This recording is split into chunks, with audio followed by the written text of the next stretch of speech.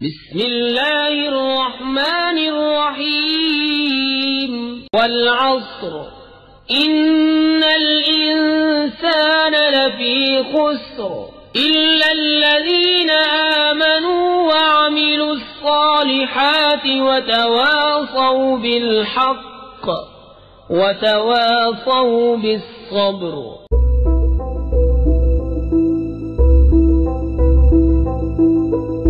Buka pintu, saya tutup, dia nampaklah daripada tangga tu dah dengar ada suara. Suara yang dia dengar ni adalah suara si Siti ni. Tapi Siti ni ada dekat dalam bilik. Jadi dia belalah Siti ni keluar. Betul lah. Betul Siti tengah bersembang 2-3 orang member lain. Nampak daripada jauh ni Siti dengar, nak, jom tengok cerita. Aku dah sampai. Tadi aku pergi bilik kau tak ada. Si Nak ni macam, hui, dia syok, kata syok terus tahu para sahabatnya.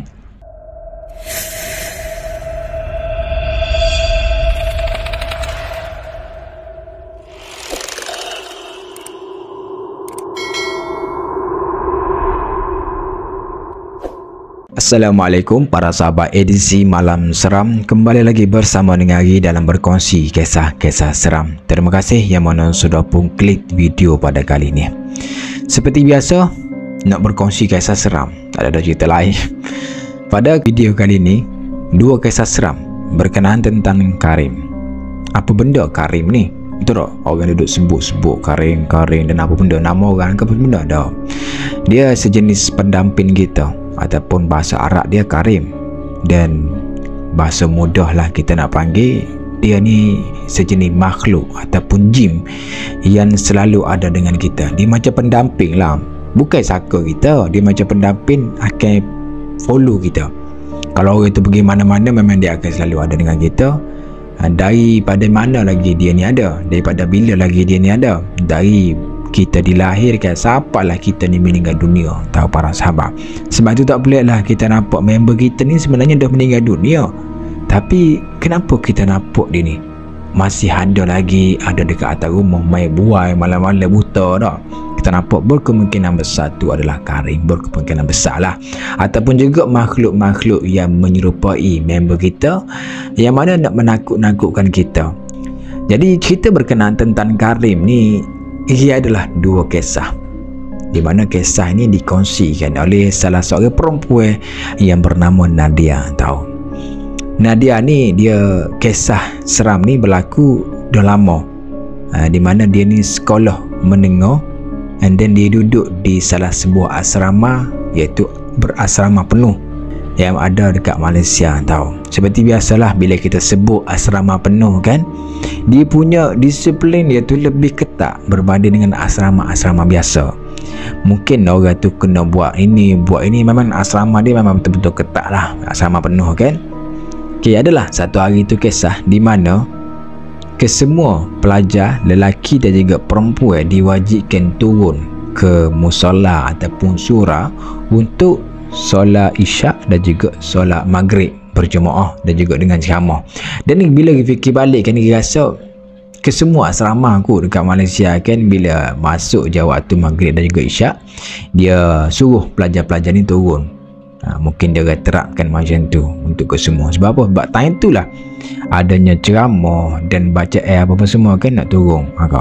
Maka mungkinlah diwajibkan semua turun ke semua asrama yang ada dekat Malaysia ni, tahu. Jadi nak dijadikan cerita, si Nadia ni dia turun lambat lah sikit, tapi taklah sikit juga, dalam 30 minit 40 minit, tahu. Sebab apa dia lambat? Sebab dia turun jemur kain. Waktu maghrib ni lah dia turun jemur kain.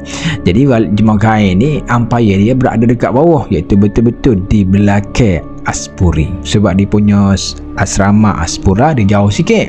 Asrama Aspuri dekat tu, and then di belakang tu adalah umpire untuk jemur kain. Dia ni tunggulah jemur kain, tahu. Dia ni dipastikan lah ada lagi lah dalam 2 ataupun 3 orang yang tak turun pergi ke surau lagi. Mungkin tengah bersiap-siap macam tu, dia pun turunlah ke bawah sambil bawa baldi dia ni, jalanlah penyek jalan sampai saja dekat umpire tu. Dia tengoklah semua orang, dia punya cuaca tu dah gelap. Jadi dia dah jemur kain macam biasa sambil menyanyi, tahu para sahabat. Duduk tengah jemur kain ni, maka dia perasan satu benda. Member dia yang bernama Umi ada dekat umpire sebelah sana. Sebab dia ada lebih kurang dalam 4 atau 5 umpire lah. Ada satu sebelah ni, 2, 3, 4, 5 berderet panjang gitu. Jadi pada jauh ni dia nampak lah Umi ni berada di betul-betul dekat umpire yang nombor 3. Jadi si Nadia ni pun tegur lah Umi, asal kau tak pergi surau lagi? Dah lambat ni. Sebab kalau diikutkan Nadia, Umi ni antara gang-gang kaki masjid, kaki-kaki surau, 20 minit 30 minit sebelum azan ni memang dia dah terpacok dah dekat surau. Tapi ni dia pelik lagi pula. Apa yang buat si Nadia ni pelik, dia turun dekat umpire tak bawa apa-apa, baldi pun tak ada, sambil tak pakai tudung. Jadi si Nadia ni lagilah pelik kan tahu. Dah member ni kan bila kaki masjid kan turun pula tak pakai tudung. Memanglah dia punya asrama lelaki dan juga perempuan itu jauh, tapi dia nampak disuruhlah cepat-cepat si Umi ni naik ke atas pakai tudung, lepas tu turun tu. Jadi si Umi ni bagi tahu, tak apa, aku nak teman kau. Itu je dia bagi tahu. Jadi si Nadia ni pun cepat-cepatlah jemur ni kan. Baju dia ni nak bagi dia orang ni naik ke atas cepat-cepat. Bila dah settle jemur baju ni, si Nadia ni pun naiklah ke dalam dom, siap-siap turun pergi ke surau tau. Bila sampai dekat surau ni nak je solat, tiba-tiba dia nampaklah tahu si Umi tadi yang ada dekat umpire sebelah sana ada dekat surau tu, duduk di soft yang pertama sekali, depan sekali. Jadi si Nadia ni macam lajunya si Umi ni. Dia pun pergilah cuek bahu Umi. Masa tu baru nak solat kan. Cuek bahu Umi, dia kata, Umi, laju kau. Tadi aku jumpa kau dekat umpire, dah sampai sini, laju kau buat kerja. Dia kata dah. Jadi si Umi ni macam aku dah lama sini nak. Okay. 2-3 orang member si Umi ni betul lah bagi tahu ya Umi ni duduk sini dah lama dah. Lebih kurang 20 minit 30 minit lagi. 20 minit nak azam tu set dia ni memang dah sampai dah sini. Jadi si Nadia ni macam korang biar betul. Betul, memang betul. Dia ni memang dah sampai lama kat sini. Jadi apa benda yang aku nampak dekat umpire yang tadi? Tak cerita dekat Umi ni apa benda jadi. Cuma dia diamkan benda macam tu, maka solat saja, and then habis solat macam tu saja. Dan dia diamkan, tak cerita apa-apa yang berlaku pada hari kejadian tu para sahabat. Kisah yang kedua ni juga masih lagi berlaku dekat si Nadia. Masih lagi dekat asrama tau para sahabat. Adalah satu malam tu dekat asrama kan, kalau siapa-siapa yang duduk asrama dia tahulah. Okay, kalau seorang itu nak pergi tengok cerita kan apa-apa kan, lagi-lagi kalau orang tu tak boleh bawa phone, tak boleh bawa laptop kan, nak main telefon boleh, main time lewat-lewat malam sikit. Begitulah dengan dia orang ni. Nadia ni adalah plan tahu nak tengok movie dalam laptop bersama dengan member-member dia yang lain. Jadi kalau dia nak tengok cerita ni, dia kena tengok, maksudnya dia punya larut-larut malam sikit lah, dalam pukul 12, pukul 11.30 baru boleh tengok.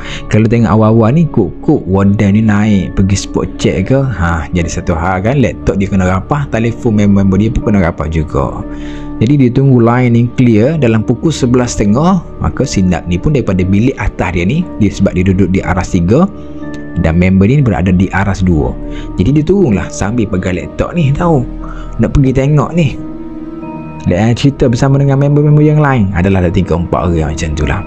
Turun ke tingkat 2, tak pakai selipar, sambil berlari ni. Siapa je dekat bilik member dia ni, buka je pintu, buka 11.30 sahabat. Tak ada satu orang pun yang ada dekat atas katil. Dia pelik lah, kalau ikutkan 11.30 kan, waktu orang dah tidur dah, pukul 10 ni waktu orang dah tidur dah. Dia masuk, dia buka tengok, mana pergi semua orang ni? Tak ada satu pun tahu. Jadi dia pun terpandanglah satu katil yang ada dekat ujung sekali. Daripada sudut jauh ni dia nampaklah ada seorang perempuan yang tengah tidur. Makin tangan dia ni, dia punya tangan kiri, tangan kanan ada dekat atas perut ni, macam itulah tidur. Mata dia perasan ni sambil buka and then sambil tutup, buka tutup. Jadi si Nak ni pun masuklah ke dalam sikit, kunci pintu, masuk pergi, buka je lampu. Punya member dia yang bernama Siti, tapi dia tak bagi tahu nama apa, cuma dia bagi tahu nama Siti. Pergi, Siti. Pasal sebab apa, dia dah janji dengan Siti nak tengok cerita kan, jadi dia cuek lah bawa Siti ni, kata, Siti, bangunlah, kau cakap nak tengok cerita. Jadi si Siti ni macam dia jam tengok tengah atas, tutup, tengah-tengah main mata, macam mana tutup buka. tutup buka ya aku pin juga kan. Tutup buka, jadi si ni 2-3 hari lah duduk goncang-goncang bahu dia ni, duduk cucuk bahu ni, kata marilah tengok cerita, kau jangan tengok cerita dengan aku, kau pula nak tidur, marah-marah gitulah tahu. Jadi tengah bersembang ataupun tengah tegur-tegur si Siti ni, tiba-tiba para sahabat dia dengar bunyi bising tahu daripada luar. Maka si Nat ni pun keluar lah daripada luar nak tengok ni, buka pintu, saya tutup, dia nampak lah daripada tangga tu dah dengar ada suara yang dia dengar ni adalah suara si Siti ni.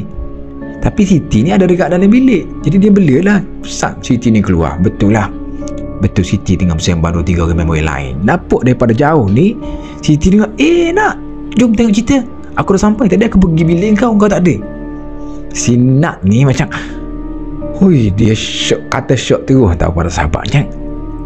Apa benda, aku nampak apa tadi? Bela tahu. Jadi dia ni berlarilah masuk ke dalam bilik tadi, tengok bila dia buka pintu balik, sahabat yang ada dekat ujung tu tak ada. Dan juga benda yang kedua mengejutkan dia, di mana dia tengok setiap katil ni ada je sebenarnya orang yang tengah tidur. Ada je, tapi apa yang menyebabkan mata dia ni tak nampak pada masa tu. Dan Siti yang ada dekat katil hujung yang dia tegur tadi, ajak tengok movie tu, tak ada apa-apa, kosong atas katil tu para sahabat. Dia paling dan terkejut tengok ni sambil letak je laptop dekat atas pintu, tepi pintu tu, berlari sebab dia takut nak tegur. Dia takut member yang Siti yang betul tengah berjalan masuk ni kan, takut tu bukan Siti ke, dia dalam keadaan pening, bela, naik ke bilik dia. Seperti biasalah sahabat, memang trauma lah jawab dia tahu. Bila kita nampak orang-orang yang sama ni, tak dia nampak sini, tiba-tiba duduk sini tahu. Dan itulah kisah yang dikongsikan oleh Siti. Berkait tentang Karim ni juga, Ri dapat satu cerita daripada member Ri, di mana kisah yang diceritakan oleh mak dia tahu. Sebab kisah ni dah lama lah, kisah dah lama, dan juga masa ni dia ni tak lahir lagi. Katanya mak dia berkenaan tentang Karim penampakan orang yang sama. Di satu hari tu, mak saudara dia, bukan mak saudara dia macam lebih nenek saudara lah. Nenek saudara dia ni meninggal dunia, orang tahu. Nenek saudara member lah meninggal dunia. Jadi bila dah hari kejadian tu, maka diurus lah tahu, baca Yasin dan sikit-sikit dikebumikan tahu. Maka pada malam tu tahliah arwah. Kalau dekat hari kan biasa kita buat tahliah arwah kan 7 hari 5 hari kan. Mungkin di hari yang ketiga ataupun hari yang keempat, dia orang ni tengah makan tahu, maksudnya tengah nak settle tahliah arwah ni kan. Maka salah seorang adik-beradik mak member ni, dia tertengoklah satu tingkap tahu. Kalau rumah dulu kan dia punya tingkap kayu kan, macam rumah kayu kan tinggi tahu.